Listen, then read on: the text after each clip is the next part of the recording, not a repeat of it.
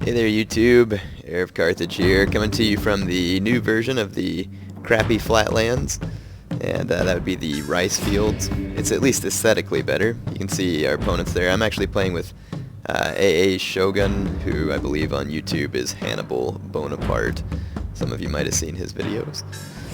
In any case, yeah, we just decided to play a 2 versus 2 together. I've been playing a ton of Shogun 2 multiplayer battles today because I haven't played any like all week. I'm trying to finish the Avatar Conquest map, and of course, as many battles as I was playing today, and me being a little bit out of practice, I did more losing today than I wanted to, but you know, at least didn't, I don't think, ruin my winning percentage any, but probably backed myself up in the ranks. In any case, I don't know why I'm so set on trying to get better in the Shogun ranks. I mean, it doesn't even really matter, but for some reason it's fun to just try and get yourself further up the ladder. So this is AA Shogun here with the red Mon. It has the same symbol as my own, and mine's the white Mon with the swan symbol. See, our opponents are Old Lady, and right here he's just got a bunch of letters. Yeah, anyway, with the purple. It's going to be hard for me to tell you exactly what all they have in their army. Let me just tell you the basic strategy that's going on here with Hannibal Bonaparte and I. He came infantry strong. Let me show you some of his infantry units. He's got a bunch of Naginata warrior monks with lots of chevrons.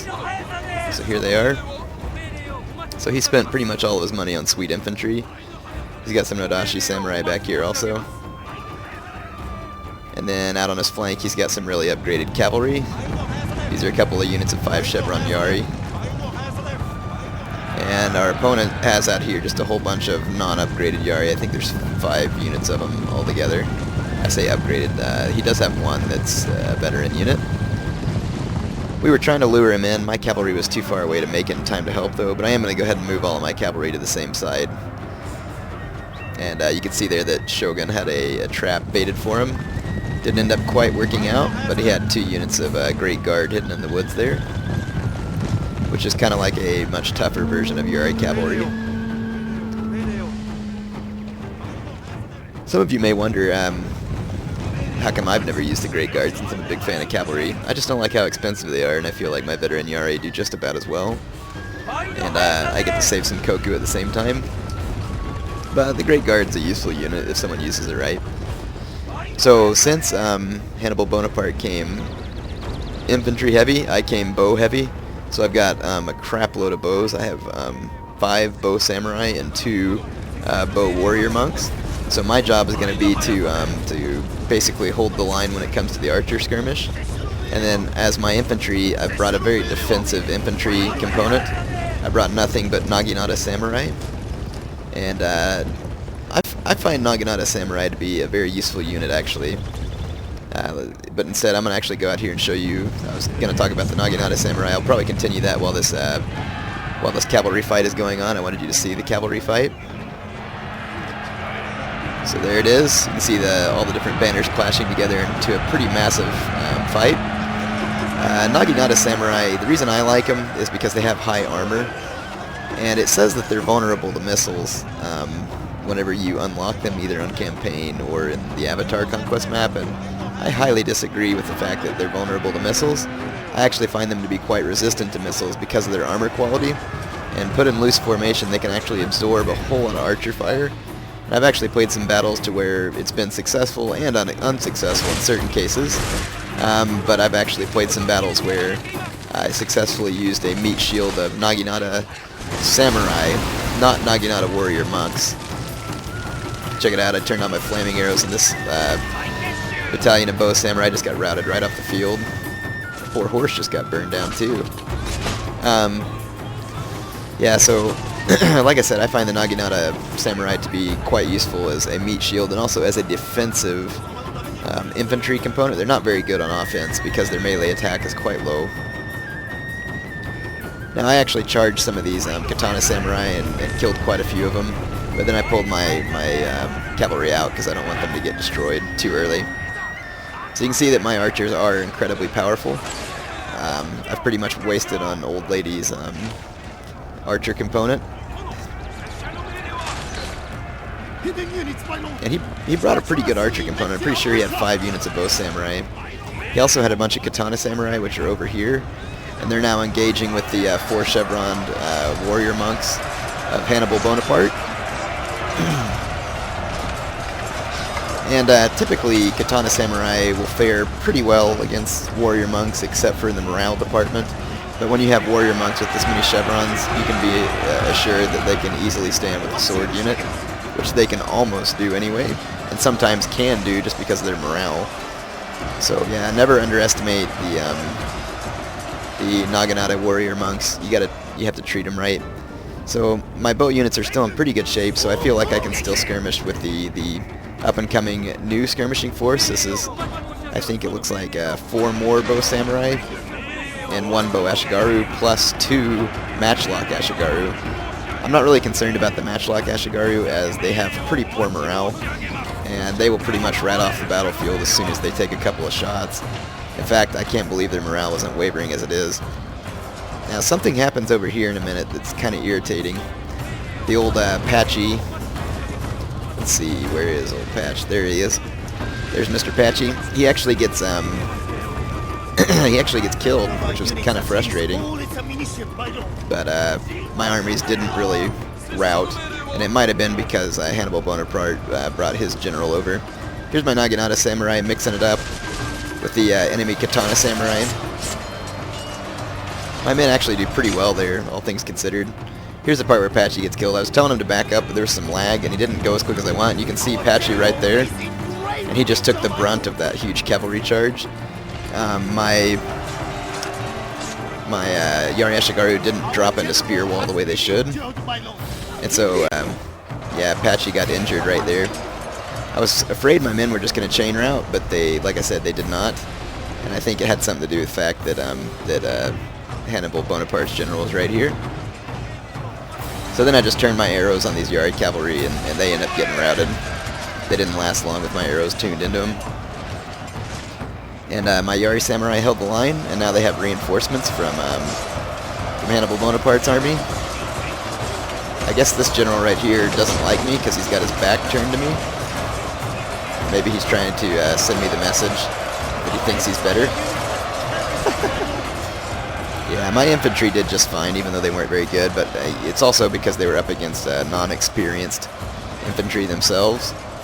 So, you know, I wouldn't recommend bringing Naginata samurai up against, you know, very capable melee infantry, because they will get wasted. Naginata is as far as Naginata samurai are more of a defensive unit, and the Naginata warrior monks can be used a little more offensively. But like I said, I kind of like the Naginata samurai just because they are fairly resistant to arrow fire, and I sometimes use them, you know, in front of my army to soak up some missiles and kind of lead the way. But I hope you enjoyed that battle. Some of you wanted to see some 2v2 action. It was just a pretty fun little match we played there, so hope you enjoyed the action.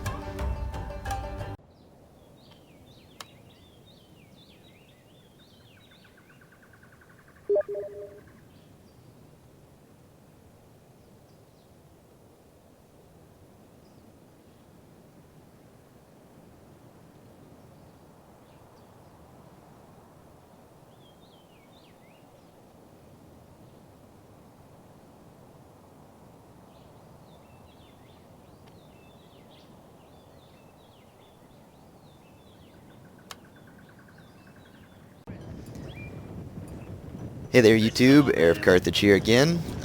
It's pretty late at night, so my voice is probably giving out, and I'm a little bit tired, but I should be able to bring you another commentary. This is also on the Puki Craplands, also known as the Rice Fields. I've brought a slightly less conventional army than I typically do, and it's actually a monk-based army. I've got, I believe it's 4 units of Bow Warrior Monk, which is an incredibly powerful skirmishing component, and then I have 5 units of Naginata Warrior Monk. I don't really make veteran units out of my monks. Some people do. I find that it makes them so expensive that I really just don't like to bring them to battles. However, I have seen people successfully use veteran monk units, kind of like you saw Hannibal Bonaparte do in the last clip. I've got some Yari cavalry. I have one that has up to 6 chevrons now. My opponent, the reason I wanted to show you this battle is because my opponent brought an unbalanced army. And some of you have been actually wanting me to bring all cavalry armies and all monk armies and just kind of showing you some unbalanced stuff. And I don't like unbalanced armies, and this is exactly why. This guy's army is pretty tough because it's tons of cavalry, and he brought it because it's on the flatlands, and people seem to think that, now not everybody thinks this, but some people seem to think that cavalry is like super powerful in this game, but it's really not. It's actually pretty well balanced, and if you bring nothing but cavalry, you're liable to get really messed up, and especially against Naginata units, which actually do have a bonus versus cavalry. Not quite as good as a Yari unit, but it's still pretty darn good. So you can see my opponent's army just gets absolutely shredded. Now there's one other type of all-horse army that I faced on this same map tonight, and it was actually a spam of horse archers. I had this exact same army that I have here and easily defeated it. He also had a fire-projecting mangonel where he was trying to kill my general, but I'm not trying to be mean to my opponent. Sorry, I zoomed out there. I'm not trying to be mean to my opponent, but to bring siege weapons on the grassy flatlands is absolutely retarded, because all I had to do was just back up, and then I was out of his range, and there's nothing he can do to force me to come within range. And so he just wasted 1,000 koku on a fire-projecting mangonel. And some of you have also asked me to use siege units. I do occasionally use some fire rockets, but I really find siege units to be way too much money for the bother. Fire rockets are pretty nice because they're mobile, but European cannons and mangonels are really only useful in siege battles, as they're completely immobile. My opponent's last unit here is a Yari hero unit. Here they are. Or was that a katana? Yeah, it's a katana hero. Never mind. Yeah, he's got this katana hero. I was thinking Yari hero for some reason. These guys are pretty amazing troops, but now they're just vastly outnumbered. And there's no way that they have a chance of defeating my Naginata monks here. See if we can get some close-ups for you. The final fighting.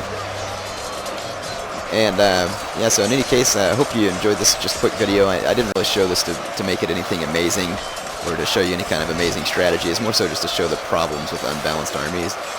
And unbalanced armies just basically means an army that's not very well balanced between spear, sword, or I say spear and sword. It's more so a balance between infantry, cavalry, and archery.